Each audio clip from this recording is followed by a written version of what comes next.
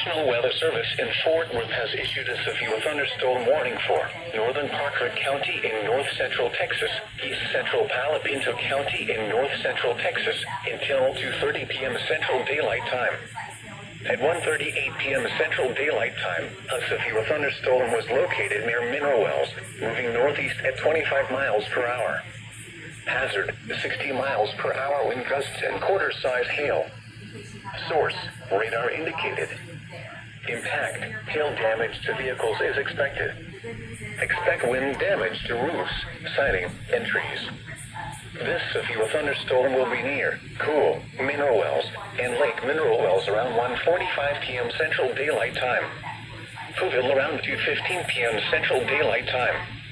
Other locations impacted by this severe thunderstorm include Adele, Pacer, Agnes, Witt, Bennett, Advance, Orphan, Garner, Millsap, and Salesville. This includes Interstate 20 between mile markers 391 and 397. For your protection, get inside a sturdy structure and stay away from windows. Continuous cloud-to-ground lightning is occurring with this storm. Move indoors immediately. Lightning can kill.